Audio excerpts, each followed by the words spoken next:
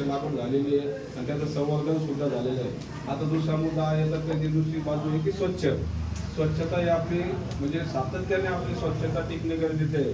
स्वच्छतेच्या माध्यमातून आपल्या घरातील केर कचरा जो आहे तर मुळातच संकलित केलं गेलं पाहिजे. ओला कचरा वेगळा केला पाहिजे.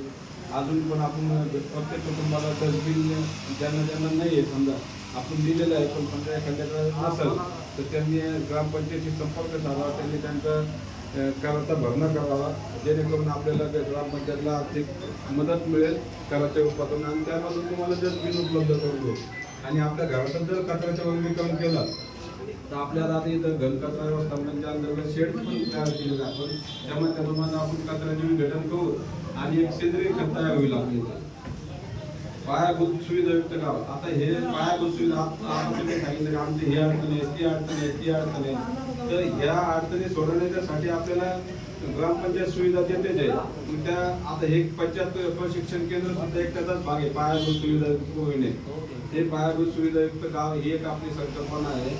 सामाजिकदृष्ट्या सुरक्षित गाव. आता आपल्या इथं आता जातीय सलोखा सतत आपण टिकवत आलेला आहे. त्यामुळे प्रत्येक समाजामध्ये बंधुभाव आहे आपल्यामध्ये. त्यामुळे सामाजिक दृष्टी सुरक्षित गाव आहे आपले. महिला असो पुरुष असो आपण एक कोणत्याही कार्यक्रमात हिरवीनं भाग घेतो. आपण कुठलेही आपलं असमानता दाखवत नाही. कुठलीही जाती विषमता आपल्या गावामध्ये नाही आहे. ते एक आपलं सामाजिक दृष्ट्या सुरक्षित गाव आहे. एक विकासाचं एक नवीन पर्व मानले जाते. आणि सुशासनयुक्त गाव. आता साहेबांनी सांगितलं ते आपलं किंवा सुशासन आज आपण जेवढ्या सुविधा देतो सुविधेत जर कोणी बाधा आणत असेल तर त्याला सुद्धा प्रतिबंध घालणं गरजेचं आहे. ते प्रतिबंध घालायचा असेल तर आपल्याला सुशासनाची अंमलबजावणी करणं गरजेचं आहे. वेळप्रसंगी कठोर निर्णय सुद्धा ग्रामपंचायतला घ्यावा लागतात आणि हे कठोर निर्णय हे सगळ्यांच्या फायद्यासाठी असतं. केवळ एका व्यक्तीसाठी पूर्ण गाव नाहीये, पूर्ण गावासाठी तो व्यक्ती आहे. अशा संकल्पनेतून आपण सुशासनयुक्त गावाची संकल्पना राबवतोय. लिंग समभाव पोषक गाव.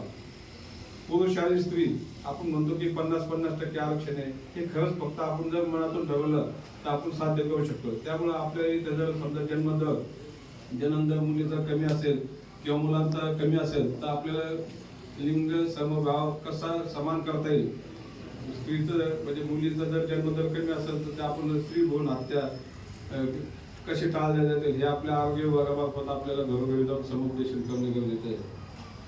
तसेच गरिबीमुक्त आणि उपजीविका आणि रोजगार उद्दिष्ट पोषक गाव. म्हणजे मी सुरुवातीला सांगितलं आज आपण रोजगार हमी योजनेच्या माध्यमातून काय गोटे दिले, विहीर सिंचनाचे विहीर केले, त्यामधून दूध उत्पादन आपलं वाढलेलं आहे. पुन्हा याच्या माध्यमातून आपण आता कोणी लघु उद्योग करताय, कोणी पनीर उद्योग करतात, कोणी मशरूम उद्योग करतात, कोणी दाल मिल चालवतात. याच्या माध्यमातून जे रोजगार उपलब्ध होऊन आला आज आपण नर्सरीच्या माध्यमातून किंवा आपल्या ग्रामपंचायत मार्फत जे आपण नादर कृषी उत्पादक कंपनी सुद्धा याच्या माध्यमातून जे काही रोजगार उपलब्ध केलेले असे जर आपल्याला रोजगार उपलब्ध करण्याचे या विकासाच्या माध्यमातून आपल्याला वेळोवेळी संधी निर्माण होणार आहे. जेणेकरून आपल्या गावाचा आर्थिक स्तर उंचावेल आणि आपल्या गावाचा देशाचा जीडीपी कसा वाढतो तसंच आपल्या गावाचा सुद्धा जीडीपी आपला कसा वाढवता येईल त्या दृष्टीने आपल्याला प्रयत्न करणं गरजेचं आहे. तर आपल्या गावामध्ये आपण आपल्या शासन स्तरावर जे आरोग्य संकल्पनेत आपण काम करतो जे पण आपल्याला शासनाकडे निवडून दिलेल्या थीमचे संकल्पना आरोग्यदायी गाव जेणेकरून आपल्याला आरोग्य विभागामार्फत सगळ्यात जास्त फोकस करावा लागणार आहे.